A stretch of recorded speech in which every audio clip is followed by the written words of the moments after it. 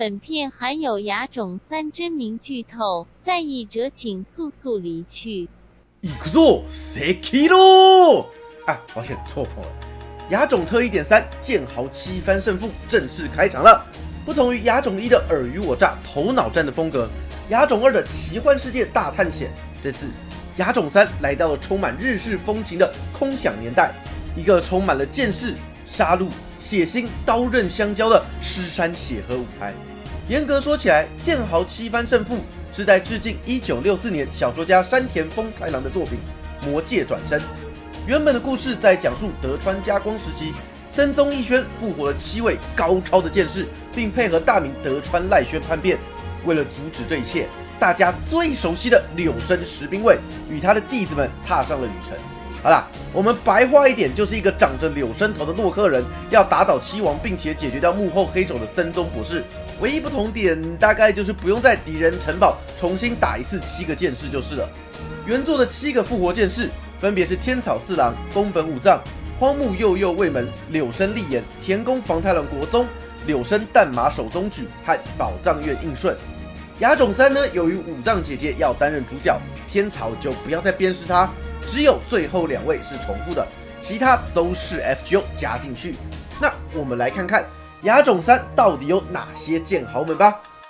首先是宝藏院流枪术的传承之人宝藏院应顺，抱歉，搞错人了。原先只能拿来刺击使用的日式速枪，宝藏院应荣创立了可斩可劈的石文字枪，同时也是第1代的宝藏院流枪术使用者。应顺除了继承之外，也算是将宝藏院枪术集大成，同时制定了李十一本事，这在 FGO 中也是他的宝具蒙里月11世的由来。大家对应顺通常来自于吉川英治的宫本武藏一书，然而史实上，当年21岁的武藏闯入宝藏院时，应荣84岁，应顺16岁，一个太老，一个太年轻，所以武藏真正与其一战的反而是应荣的弟子奥藏院道隆。虽然应顺作为一个武者来说不算非常热门，但他所延续下去的宝藏院枪术可说是传承极广。枪术在日本，不是太中心的武术。在1887年，日本陆军将宝藏院枪术融合成日本四枪术，后来呢，就在现代改成了冲剑道，给自卫队们练习。柳生淡马守宗举可以说是江户初期最有名的武将兼剑术家了，也算是少数武力和政治力都点得非常高的一位剑豪。宗举的父亲是柳生十州斋，对，如果你有玩过《太和励志传5》的话，就是里面的剑豪剧本。所以我说，光荣，你什么时候才要出《太和励志传6》啊？十州斋师承当时剑圣上泉信纲，继承为柳生新英流，而后德川家康欲请十州斋成为剑术指南役，你就想成是剑术的国防部长就对了。但十州斋说他老了，所以让柳生宗举担任，而这一担任就不得了了，连续当了3届啊！从德川家康、德川秀忠一路当到德川家光的兵法指南役，也让他的他的俸禄从200担最后爬升到了12500担。不但当上大名，还成立了自己的大和国柳生藩。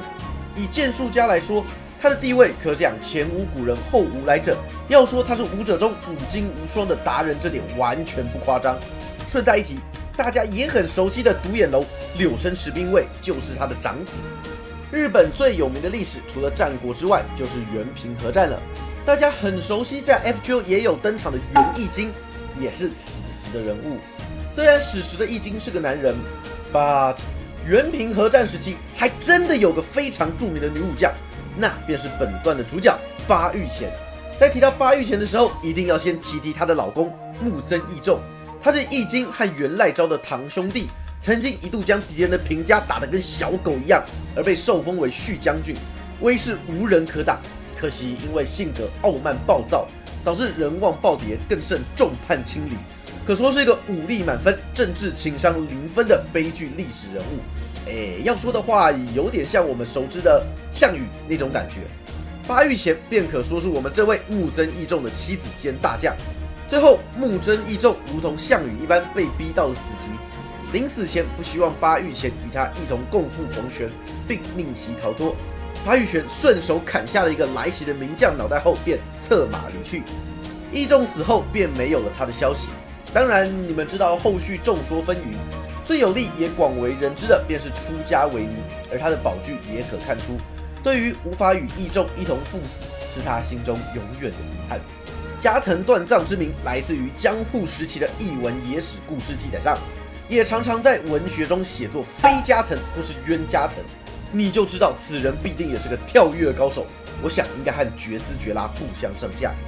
除了用念跳高外，断藏擅长的还有幻术。对，虽然可能不及阅读这种这么猛，但他还是在春日山城给民众表演了一手吞牛之术来震撼大家。据说这是催眠术的一种。抱歉，我真的想提问一下啊，我是不确定吞下一只牛会不会怕，但如果你有催眠术，你为什么不……好，没事，我是说用催眠术来让世界和平。然而，正因为加藤断藏的实力过度高超，引来了老板上杉谦信的担忧。这么厉害的忍者，要是投靠敌方怎办？所以先杀吧。察觉到的断藏连忙用幻术逃离到了死对头的武田信玄家，结果还是一样。展现出的功夫让信玄感到了威胁与戒心。至于最后的下场，有人说是被信玄暗杀身亡，也有书上写被栽赃偷宝物而被处刑。只能说锋芒太过的忍者真的很倒霉，这点古今中外都一样。望月千代女，正所谓忍者有一就有二，是信浓国望月城主望月胜时的妻子。这章节人妻特别多，是不是我的错觉啊？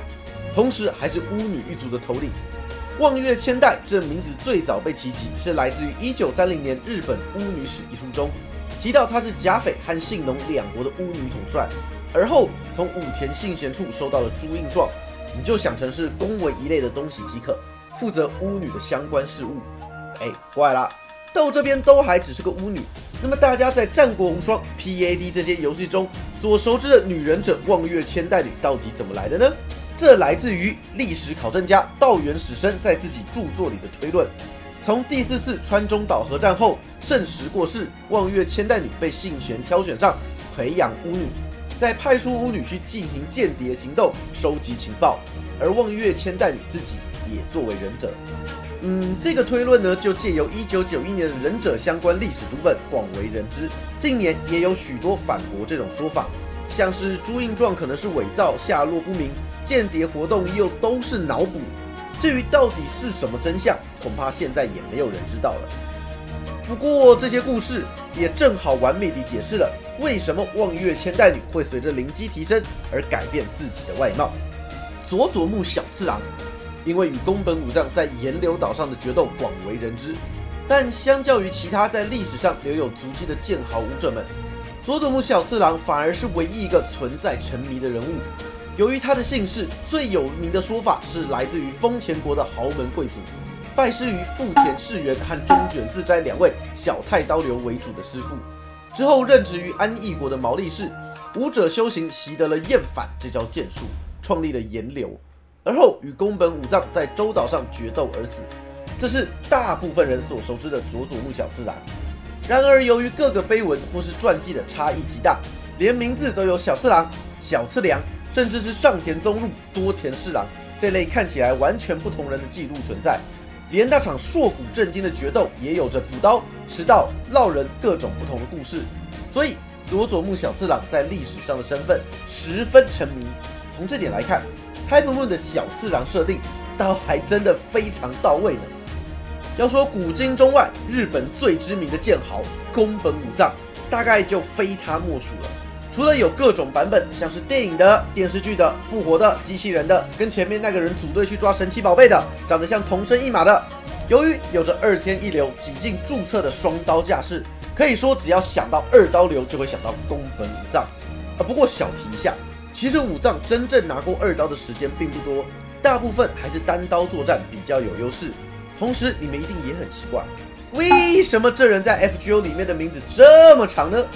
宫本武藏本姓是藤原氏，名字为新冕，通称武藏，讳名玄信。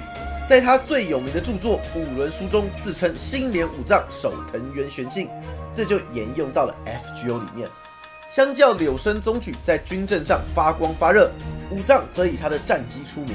最有名的便是在《五轮书》中提到的，自13岁击败有马喜兵卫后，至20岁的60多场毫无一败。